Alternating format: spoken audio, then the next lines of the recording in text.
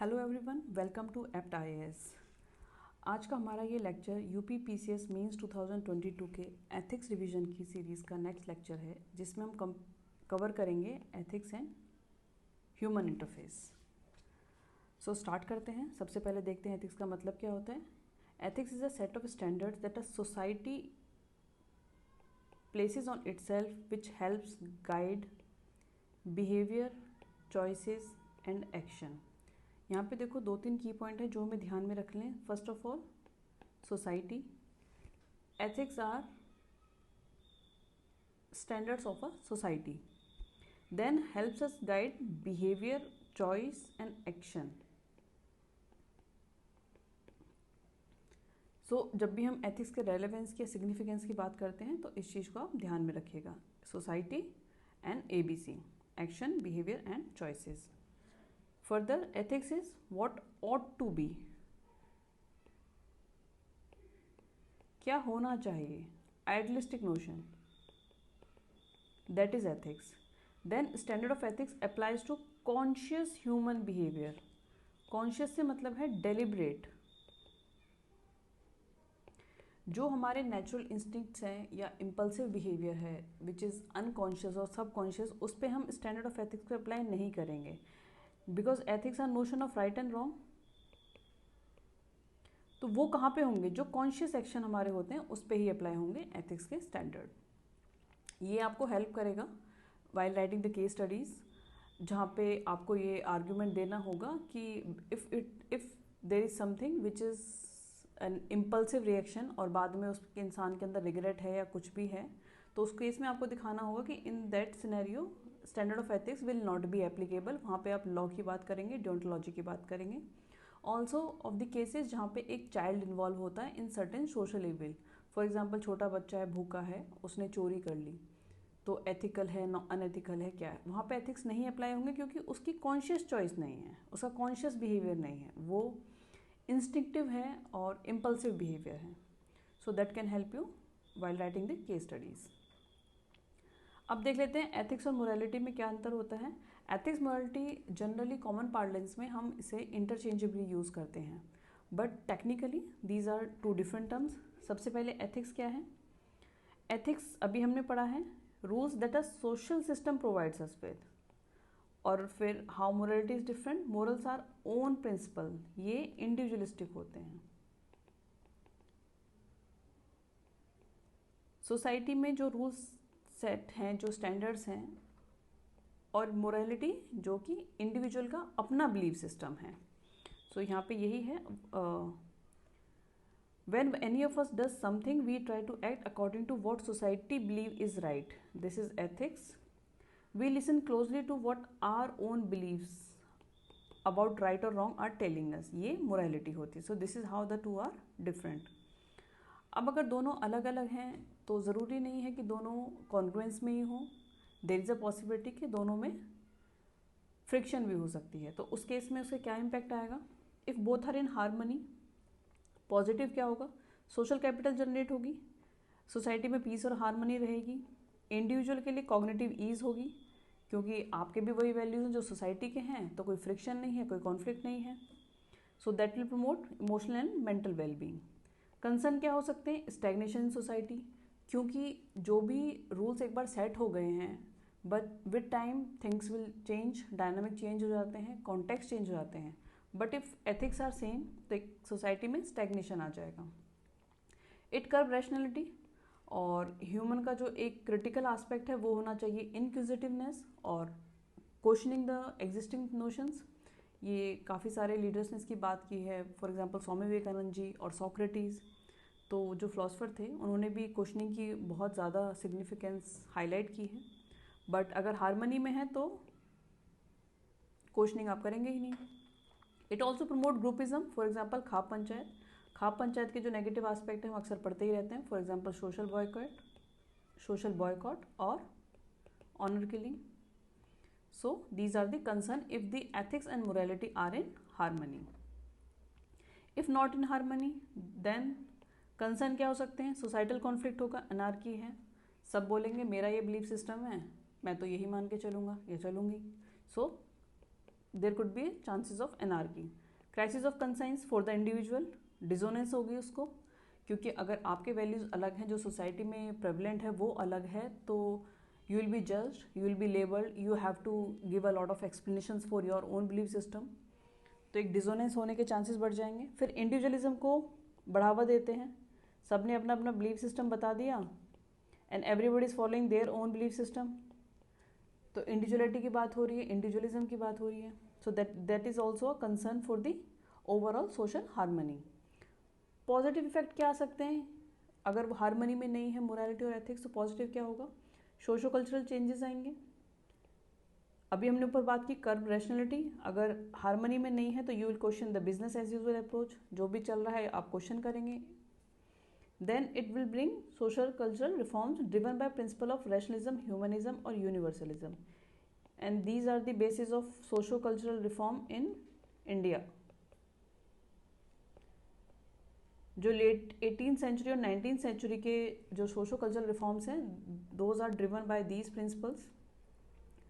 और वो रिफॉर्म्स की बात की गई because there were certain people, there were certain leaders who actually came forward and question the business as usual, right? For example Raja Ram Mohan Roy और ईश्वर चंद्र विद्यासागर। चलिए आगे देखते हैं essence. What is the essence of ethics? Essence generally देखा जाए common parlance में, again day to day language में, तो it could be even relevance also, कि इसका एसेंस क्या है, इसका सिग्निफिकेंस क्या है। बट फिलोसफिकली टॉकिंग, एसेंस का एक टेक्निकल मीनिंग होता है, which essence is a technical word जिसका मतलब है इंट्रिंसिक क्वालिटी और इंडिस्पेंसिबल एट्रीब्यूट। आपने सुप्रीम कोर्ट की एक doctrine of essential religious practice के बारे में पढ़ा होगा, जिसमें वो कहते हैं कि वो प्रैक्टिसेस जिसको अगर हम हटा दें तो रिलीजन की जो अपनी आइडेंटिटी है that will come to an end. तो वो क्या है? इंडिस्पेंसिबल एट्रीब्यूट, कि जिसके बिना उसका अस्तित्व ही संभव नहीं है, उसे हम कहेंगे एसेंस। इस केस में एथिक्स का एसेंस क्या है? फर्स्ट ऑफ ऑल इसका जो ओरिजिन है that is from the sense of justice. देखो एथिक्स, वैल्यूज़, मोरालिटी, इन सबको हमेशा हम पॉजिटिव कॉनोटेशन के साथ बात करेंगे। क्यों? क्योंकि जब इनकी बात होती है तो एक ऑर्डरलीनेस की बात होती है, एक राइटियसनेस की बात होती है, वर्च्यूज़ की बात होती है, सेंस ऑफ जस्टिस की बात होगी। तो और इसका ओरिजिन ही क्या है? Sense of justice, giving everyone there due share, कि आपको अगर रिस्पेक्ट चाहिए तो आपको रिस्पेक्ट देनी होगी, that is sense of justice. Then ethics deal with the voluntary action. ऊपर अभी हमने पढ़ा है कि कॉन्शियस बिहेवियर जो होगा, जो डेलिब्रेट आपका बिहेवियर है, उसी पे standards of ethics will apply. Actions of human जो होते हैं उन पे अप्लाई होंगे जो कि वॉलंटरी हैं, not human action. Human action कैसे होते हैं? जो कि नेचुरल इंस्टिंक्ट होती है, उस पर हम एथिक्सल स्टैंडर्ड्स को अप्लाई नहीं करेंगे। Then ethics are subjective, of course they vary, as well as objective. अब ये कैसे? ये तो कॉन्ट्रोडिक्टरी लग रहा है, बट है नहीं। क्यों? सब्जेक्टिव है, वेरी करते हैं, बट ऑब्जेक्टिव है because of the principle of rationality, principle universality, principle of humanity. So these are not, these are objective. Next, ethics as a science. तो साइंस क्या होती है? Science means study about of physical world और natural laws. हमारे आसपास जो भी चीज़ें हो रही हैं उसकी डिस्कवरी करना, उसको स्टडी करना, उसकी नॉलेज गेन करना साइंस है।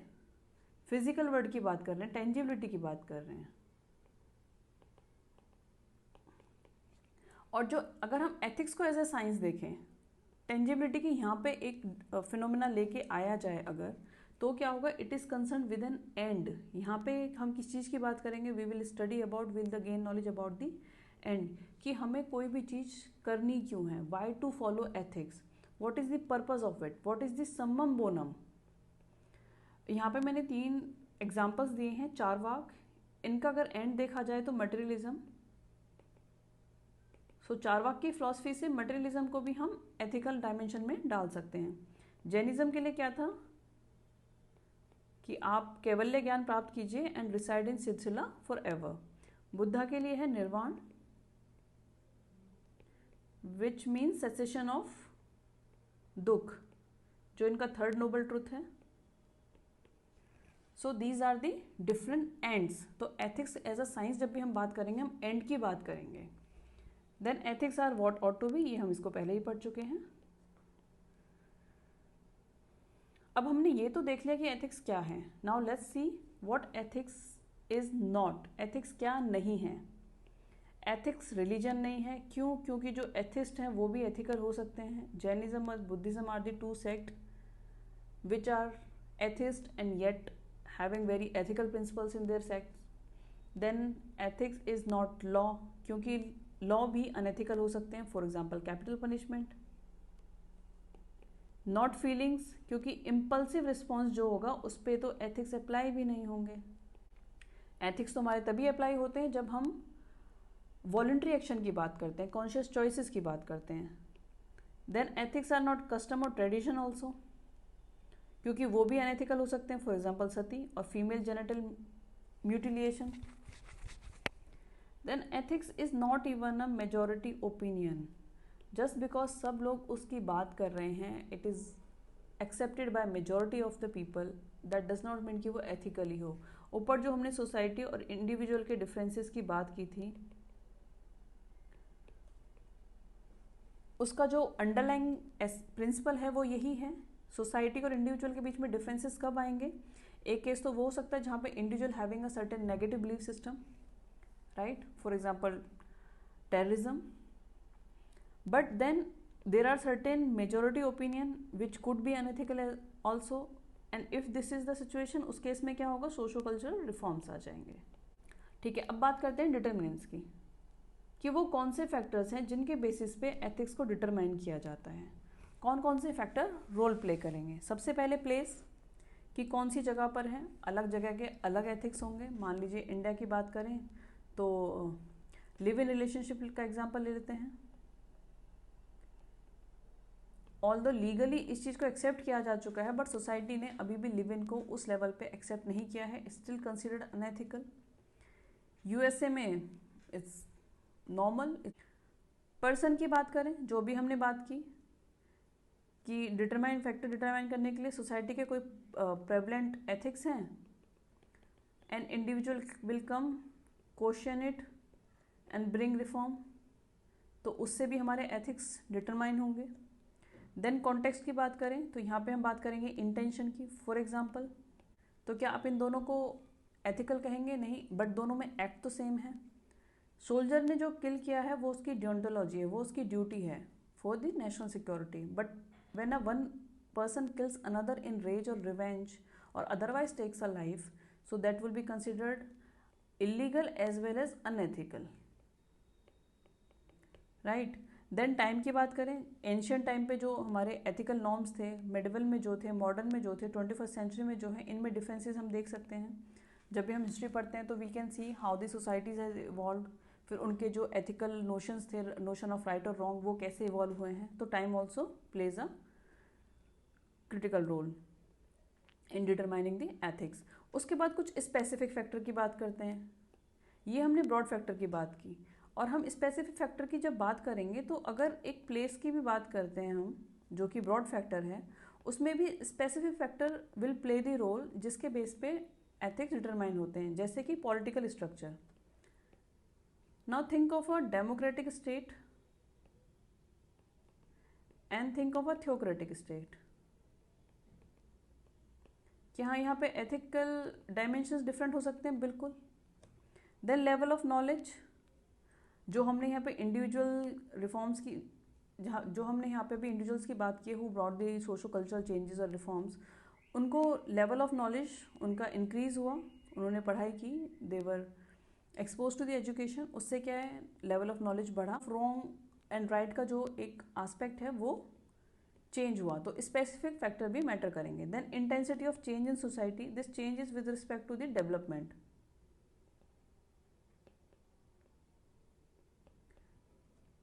राइट, तो डेवलपमेंट जैसे जैसे बढ़ता जाएगा उसी तरीके से सोसाइटी में जो एथिक्स के नोशंस हैं वो भी चेंज होते रहते हैं. ये भी आगे हम जब डायमेंशंस को कवर करेंगे तो उसमें हम एक पोस्ट मॉडर्न एथिक्स की बात करेंगे, and there will talk about the relativity. तो ये सिमिलर आर्ग्यूमेंट है कि intensity of change in society with respect to the development also plays a role in determining the ethics. उसके बाद एक्सपोजर, कि आपने किसी और कल्चर को देखा एंड यू रियलाइज्ड कि हाँ ठीक है, ये कुछ चीज़ें हैं विच सो फार कंसिडर्ड और accepted as ethical but are not ethical.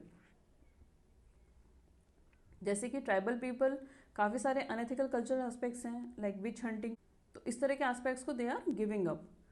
So we can say कि एक्सपोजर से भी जो एथिक्स हैं वो डिटरमिन होते हैं। आगे बात करते हैं कॉन्सिक्वेंसेज ऑफ एथिक्स। जब हम कॉन्सिक्वेंस की बात कर रहे हैं तो we are talking in the terms of its effect और इम्पैक्ट, कि अगर आप एथिक्स को फॉलो करेंगे तो क्या इफेक्ट आएंगे, और अगर आप एथिक्स को फॉलो नहीं करते हैं तो क्या उसके इफेक्ट आएंगे। तो यहाँ पे एक बार देख लेते हैं। सबसे पहले हम देखते हैं डायमेंशन ऑफ एथिक्स। देखो अभी एक टॉपिक आएगा जहाँ पे हम डायमेंशंस को कवर करेंगे, बट यहाँ पे भी मैंने मेंशन कर दिया है बिकॉज ये आपको एथिक्स के केस स्टडी में बहुत हेल्प करेगा। हमने यहाँ बात की इफेक्ट्स और इम्पैक्ट की with respect to consequences, but कई बार क्या होता है कि इफेक्ट और इम्पैक्ट सेम होगा बट उसको देखने का तरीका अलग हो सकता है depending on the which dimension of ethics you are taking as a parameter. जैसे कि वर्च्यू एथिक्स में अगर हम बात करें तो यहाँ पे capital punishment would be unethical, क्योंकि जो चीज़ गलत है वो गलत है नो मैटर व्हाट, तो वो अनएथिकल हो जाएगी। यूटिलिटेरियनिज्म की बात करें तो वो एथिकल हो जाएगी। कैसे, मान लीजिए जो कैपिटल पनिशमेंट देनी है वो आपको किसी एक रेपिस्ट को देनी है जो कि rare of the rare category में आते हैं, या फिर किसी टेररिस्ट को अगर देनी है तो वहाँ पे इट जस्टिफाइज, क्योंकि नेट पॉजिटिव सोशल सेटिस्फेक्शन होगा। सो देन ऑल्सो आप कह सकते हैं कि वो एथिकल है, it can not be considered unethical. तो इसलिए जो इम्पैक्ट है, इफेक्ट है, सेम होने के बाद भी उसको देखने का जो तरीका है वो डिफरेंट हो सकता है, राइट। तो ये डायमेंशन कौन कौन से होते हैं? वर्च्यू एथिक्स हमने देख लिया, doing right things, then divine command कि स्क्रिप्चर में जो भी लिखा हुआ है, then altruistic ethics, doing good even at personal cost. For example जो एक कैरेक्टर है करण का महाभारत में, ये इस एकदम बेस्ट फिट एग्जाम्पल है, क्योंकि उन्होंने गुड करने के लिए उनको दानवीर करण कहा गया था। क्यों? क्योंकि वो उनसे जब भी कोई भी चीज़ मांगी गई थी उन्होंने बिना सोचे समझे, बिना अपना नफ़ा नुकसान देखे वो दान किया है। यहाँ तक कि अपना सुरक्षा कवच भी उन्होंने दान कर दिया था। So example of altruistic ethics. Then deontology, doing the duty, considered ethical irrespective of its impact. Utilitarianism, अगर नेट पॉजिटिव रिजल्ट आ रहा है, more greater happiness for greater number of people, this could be considered as ethical. Then state ethics, for example India context में बात करें तो welfare of the state हमारा एक एथिकल नोशन है कि हाँ ऐसा करना चाहिए, उसी लिए हम रिजर्वेशन को अपहोल्ड करते हैं, अफर्मेटिव एक्शन को इम्प्लीमेंट करते हैं, ऑल दो it violates the principle of merit, फिर भी ये वेल एक्सेप्टेड है। देन पोस्ट मॉडर्न एथिक्स, इसका मैंने अभी ऊपर भी मेंशन किया था, तो इसका ये क्या है? This is about cultural moral relativism, ये रिलेटिविटी की बात करते हैं। लेकिन अगर क्वेश्चन आता है कि क्या कॉन्सिक्वेंसेज होंगे एथिक्स को फॉलो करने के और नहीं फॉलो करने के, और कई बार सवाल ये भी आता है कि वाई टू फॉलो एथिक्स। एक बार यूपीपीसीएस में ही क्वेश्चन आया था that a friend of yours comes to you and ask you कि भाई जब सब करप्शन कर ही रहे हैं तो क्यों एथिक्स फॉलो करना, why not to indulge in to the same corruption. तो एथिक्स क्यों फॉलो करने चाहिए, तो वहाँ पे आप क्या करेंगे? पॉजिटिव इम्पैक्ट को हाईलाइट कर देंगे, ठीक है। एथिक्स करने से क्या नुकसान हो, एथिक्स को फॉलो ना करने से क्या नुकसान होंगे, उसमें आप नेगेटिव पॉइंट्स को हाईलाइट कर देंगे। तो आंसर के लिए ये कुछ पॉइंट्स हैं। पॉजिटिव कॉन्सिक्वेंस क्या होंगे when followed ethics?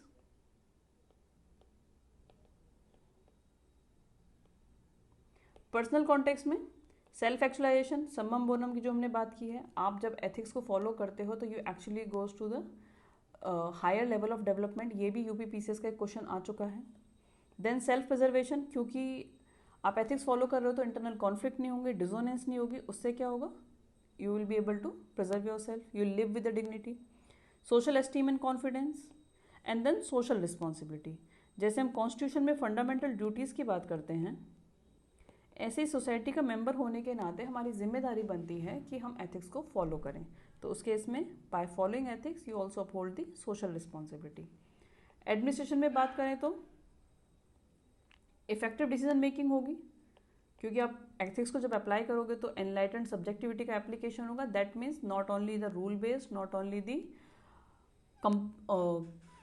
Extreme compassion but a balance between the two. तो एनलाइटेंड सब्जेक्टिविटी, सोशल कैपिटल आप जनरेट कर पाएंगे, लोगों का आप में ट्रस्ट आएगा। Responsibility with held high, you will be open for the accountability, you are open to the scrutiny. तो आप रिस्पॉन्सिबिलिटी वाला जो प्रिंसिपल है, फाउंडेशन वैल्यू है। देखो एडमिशन में जब भी हम एथिक्स की बात करेंगे तो वो क्या होगी, फाउंडेशन वैल्यू, राइट। तो उसका एक पॉइंट जो है वो रिस्पॉन्सिबिलिटी और अकाउंटेबिलिटी है। देन सेटिंग प्रेसिडेंस, ऑफकोर्स हमारे पास बहुत सारे एग्जाम्पल हैं जो हमने फाउंडेशन वैल्यू में और एटीट्यूड में डिस्कस भी किए थे। There are number of bureaucrats who follows ethics, और उनके एग्जाम्पल हमने पढ़े थे। तो वो प्रेसिडेंस सेट करते हैं, they set an example for the others, और जो भी नए ब्यूरोक्रेट्स आएंगे उनके लिए कि how they can work with the integrity और with the ethics. Negative consequences क्या होंगे अगर आप एथिक्स नहीं फॉलो करते हैं तो। सबसे पहले कॉग्निटिव डिसोनेंस, अभी हमने ऊपर सेल्फ प्रिजर्वेशन की बात की, नहीं फॉलो करेंगे तो इंटरनल कॉन्फ्लिक्ट होगा, डिसोनेंस होगी। डिसफंक्शनल इंटरपर्सनल रिलेशंस, आप अंदर से ही इतना कॉन्फ्लिक्ट क्रिएट कर रहे होंगे तो जो आपका एक्सटर्नल ओवर्ट बिहेवियर होगा वो भी डिसफंक्शनल होगा, तो लोगों के साथ आपकी बेहतर जमेगी नहीं। देन जस्टिफाइड नेग्लेक्ट, ये एक बहुत बड़ा कंसर्न है। अक्सर जब भी किसी भी एथिक्स को लेके, सोसाइटी को लेके, एडमिशन को लेके सवाल आता है तो you can highlight this point also कि जस्टिफाइड नेग्लेक्ट और एथिकल फेडिंग, ये क्या होता है कि जब आप एक गलत चीज़ को भी जस्टिफाई करते हैं। For example corruption, for example cleanliness, for example environment conservation. यहाँ पे हम कहते हैं सभी ऐसा कर रहे हैं, मैंने कर दिया तो क्या हुआ, मेरे अकेले के करने से क्या होगा। तो आप नेग्लेक्ट को जस्टिफाई कर रहे होते हैं। उससे क्या होगा, सोसाइटी की as a whole ethical fading होती है, और इसका नेचुरल एक्सटेंशन इम्पैक्ट क्या होगा, कल्चरल नंबनेस। दैट मीन्स वो एक आस्पेक्ट जो कि अदरवाइज अनएथिकल कंसिडर किया जाना चाहिए, उसको जब हम जस्टिफाई करना शुरू कर देंगे तो वो कल्चरल का एक आस्पेक्ट बन जाएगा। हमारा कल्चर, हमारे वो नॉर्म्स जो कि एथिक्स को प्रमोट करते हैं वो कहीं ना कहीं बैकफुट पे आ जाएंगे, तो एक नंबनेस जनरेट होगी। So these are two argument जो कि एथिक्स को फॉलो ना करने से होते हैं। एडमिनिस्ट्रेशन में अगर हम एथिक्स को फॉलो ना करें तो, एथिक्स मीन्स फाउंडेशन वैल्यू अगर फॉलो नहीं करते हैं तो क्या होगा, करप्शन। गोल डिस्प्लेसमेंट, क्योंकि आप सिर्फ रूल की बात करेंगे, रेड टेपिज्म होगा। तो जो गोल है, आपका गोल क्या है, welfare of the people, public interest को सर्व करना, वो तो नहीं होगा, you will be only serving the rules.